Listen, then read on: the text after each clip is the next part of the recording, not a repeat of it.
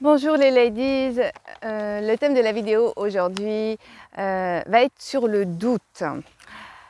Pour celles qui ne me connaissent pas, je suis Karima Abbassi, je suis la créatrice de la méthode Namaera et cette chaîne, elle est là pour vous faire grandir et créer la vie de vos rêves.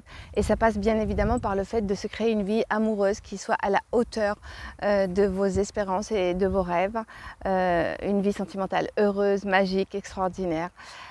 Et avant de continuer, je vous invite bien évidemment à vous abonner à la chaîne. C'est important pour qu'elle grandisse et aussi pour que vous restiez tout simplement au courant des nouveautés. Vous trouverez aussi juste en dessous dans la description un lien qui vous permettra de prendre un rendez-vous soit avec moi, soit avec un membre de mon équipe. C'est un rendez-vous qui est offert, qui est pour vous. Et ceci, si vous en avez assez de répéter toujours les mêmes choses en amour, de rencontrer toujours le même type d'homme, d'avoir la sensation d'être en échec, alors je vous invite à vous arrêter un instant et de prendre le temps de prendre ce rendez-vous. C'est important pour vous. Peut-être même vous avez peur, vous vous dites vous vous méfiez et franchement si vous avez quand même une once d'espoir, faites comme toutes ces femmes que nous accompagnons qui ont pris le courage à leur courage entre deux mains si je puis dire et qui ont pris ce rendez-vous. Voilà, vous pouvez faire pause et donc prendre ce rendez-vous en attendant. Alors, revenons à cette question du doute. Pourquoi j'avais envie de vous parler de ce doute? Parce que tout simplement, il est vrai que durant ce mois de juin, j'ai été traversée par cette vague, on va dire. Et donc, ça m'a amené réellement à réfléchir sur cette question du doute et évidemment et à me remettre en question moi aussi d'une certaine manière. Alors au niveau du doute, il y a deux types de doutes. Il y a le doute qui est permanent, d'accord? Peut-être que vous vous retrouvez dans cette situation-là. Ce doute permanent, c'est-à-dire que vous êtes à vous poser sans cesse des questions, 1000 questions sur vous, à vous remettre en question, à vous dénigrer, à douter de tout, à ne croire en rien, à croire à une chose et puis juste après à son contraire. Et donc, ce n'est pas sans conséquence d'être comme ça. Ce n'est pas sans conséquence parce que la plupart du temps, quand on est dans cet état de doute permanent, et le doute, c'est en quelque sorte l'inverse de la foi, les conséquences, elles sont nombreuses. Déjà, quand on est dans ce doute permanent, on perd de plus en plus confiance en soi. On n'arrive pas à se positionner, on n'arrive pas à faire des choix, on devient méfiant de tout, de soi, des autres, des actions. Et ça nous met dans une espèce d'immobilisme où finalement on remet tout en question, y compris soi, et donc on ne crée plus rien, on ne fait plus rien et on n'avance pas. Alors si vous êtes dans cette situation, ça devient un problème pour vous parce que ça ne peut aller que s'empirer en fait des choses. C'est tout, voilà, ça va être de plus en plus pire par rapport à votre situation, par rapport à votre évolution, que ce soit d'un point de vue sentimental, personnel, professionnel, social. Donc c'est un problème. Alors, il y a des tempéraments qui sont amenés à être dans ce doute permanent. Des tempéraments, des histoires. Alors ça peut être dû à votre histoire, ça peut être dû aussi, souvent on retrouve dans cette catégorie des personnes, des femmes à haut potentiel, conscientes de ça ou pas conscientes. Pourquoi? Parce que dès leur plus jeune âge, hein. Elles ont été plus ou moins stigmatisées, montrées du doigt, on leur a signifié leurs différences depuis leur plus jeune âge. Donc forcément, c'est une remise en question permanente parce qu'on voit que on est différent des autres, on n'est pas pareil et on se demande pourquoi et on se demande comment on doit faire pour être comme les autres et puis d'un autre côté, on n'a pas envie d'être comme les autres. Donc souvent, c'est les personnes, les femmes à HPE ou HPI d'ailleurs,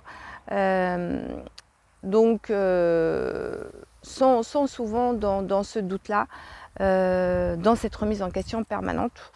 Voilà, alors, pour remédier à ce doute-là, qui est ancré depuis longtemps, hein, donc qui est devenu quasiment une sorte de fonctionnement, hein, d'état d'être, presque souvent c'est associé à sa personnalité alors que c'est juste un comportement. Donc là, ça nécessite bien évidemment un travail profond sur sa confiance, sur son estime de soi, sur son histoire. Alors c'est pas forcément, et là j'insiste, hein, c'est pas forcément d'aller voir un psychologue ou de faire une analyse qui va résoudre ça, bien que j'ai beaucoup de respect pour ce corps de métier. Tout dépend de ce que vous voulez. Si vous voulez bien évidemment comprendre d'où ça vient, c'est utile, mais si vous voulez transformer, c'est pas forcément cette direction-là qu'il faut prendre. Après, bon, ça reste mon avis, bien évidemment, et mon avis de coach. Ensuite, il y a l'autre doute. L'autre doute, il est souvent lié à une situation. Et c'est un peu ce qui m'est arrivé, moi, durant ce mois de juin. Il est lié à une situation, il est lié à un problème. Et ce problème, il est lié à un positionnement, souvent un choix. Voilà, il est lié à un choix qu'on a fait, peut-être avec lequel on n'est plus aligné ou qu'on pense qu'on doit faire mais qu'on n'a pas envie de faire. Et c'est lié à souvent, c'est le prémisse d'une évolution. Ce doute-là, il n'est pas mauvais, d'accord? Il n'est pas mauvais parce que il permet une vraie remise en question, mais une remise en question constructive. Et c'est vraiment ce qui m'est arrivé. J'étais à un moment où je devais me positionner sur un choix professionnel et je ne le faisais pas sur une décision interne, hein, d'organisation.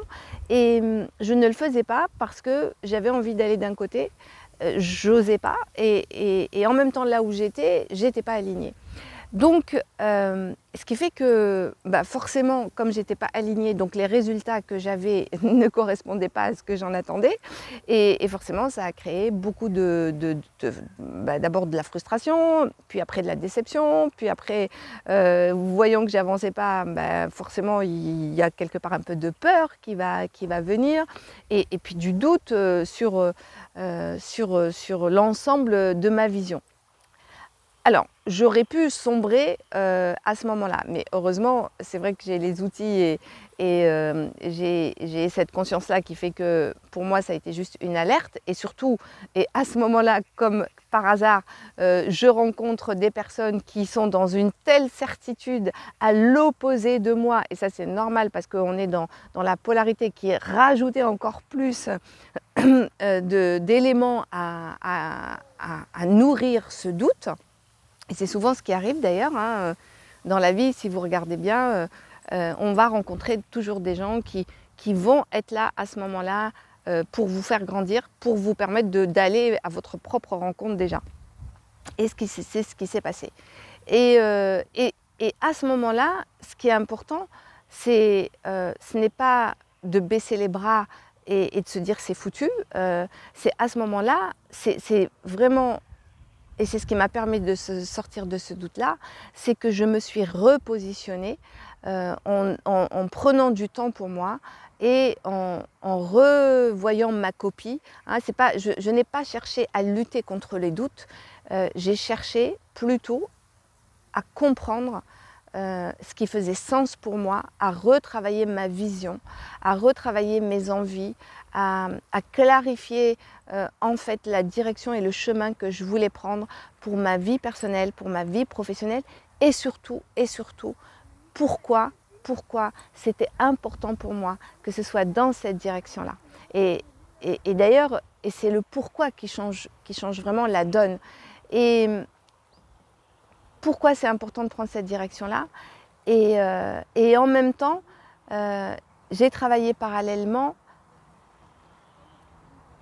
à aller revisiter tout ce qui représentait ma valeur auprès de moi-même, auprès des autres, par rapport à ce que j'ai fait, par rapport à ce que j'ai accompli, d'où je suis partie, où je suis arrivée, et tout ce chemin que j'ai parcouru, voilà, toutes ces décennies à avancer, à lutter, à tomber, à me relever.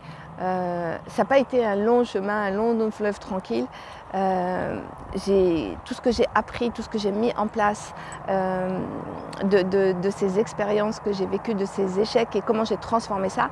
Et petit à petit, voilà, j'ai consacré, vraiment, je me suis enfermée pendant un week-end et j'ai travaillé sur ça.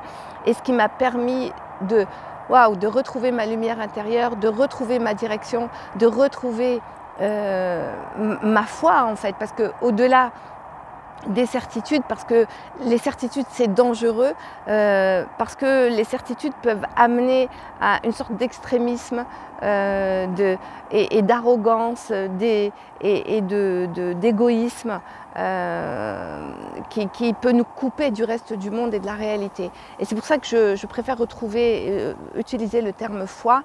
La foi, c'est réellement croire en ce que je suis, en ce que j'ai envie de devenir, parce que je grandis tout le temps, et en ce que j'ai envie d'accomplir, en ce que j'ai déjà accompli, et pourquoi je l'accomplis, et avec qui je l'accomplis, et pour qui.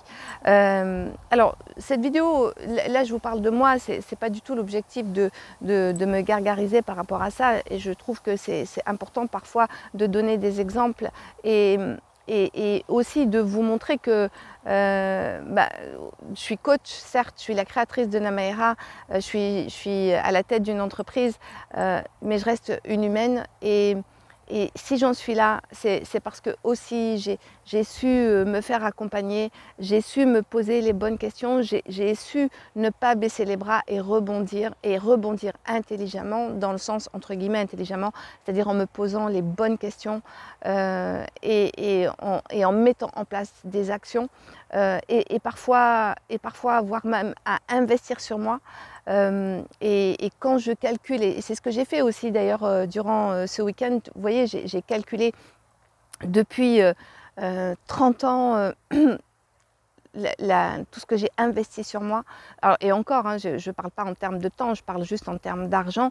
Je crois que ça doit s'élever à plus de 100 000 €, sachant que le plus gros a été plutôt investi ces 10 dernières années, parce qu'au début, c'était des petites sommes. Et j'ai réalisé que de toute façon, la clé, c'était moi, et que si je avais envie de vivre la vie que j'avais envie de vivre, parce que je partais très très loin,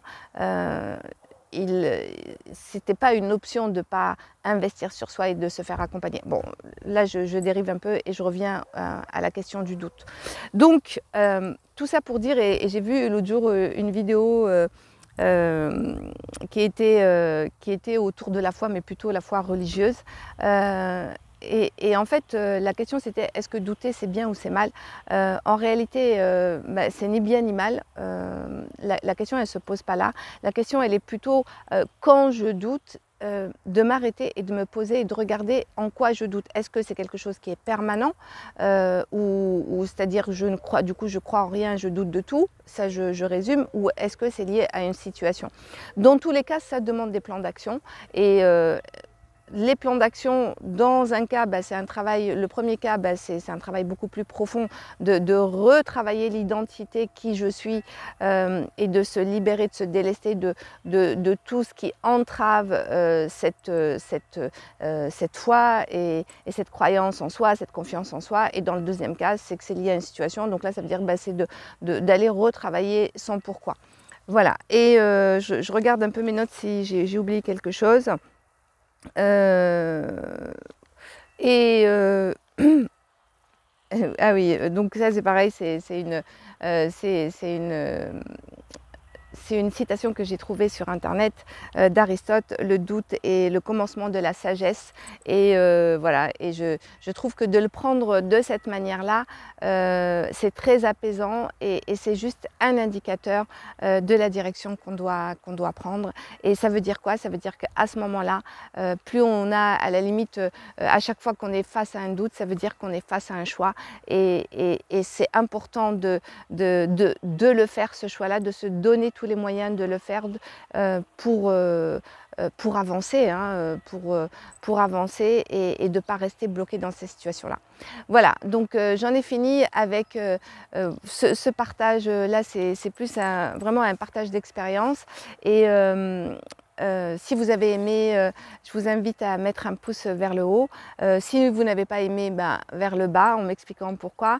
N'hésitez pas à me laisser vos commentaires, voir voilà, quel est votre retour, qu'est-ce que ça vous inspire. Et puis aussi, pensez aussi à prendre rendez-vous dans le lien qui est dans la description. Donc ce rendez-vous qui est offert pour vous, pour faire un bilan sur votre vie sentimentale. Et c'est important, c'est pas juste rencontrer quelqu'un, hein, ça va au-delà de ça, hein, c'est tout ce que ça raconte sur vous et de là où vous en êtes. Et puis comme je dis toujours, ne vous laissez pas distraire par les faux semblants.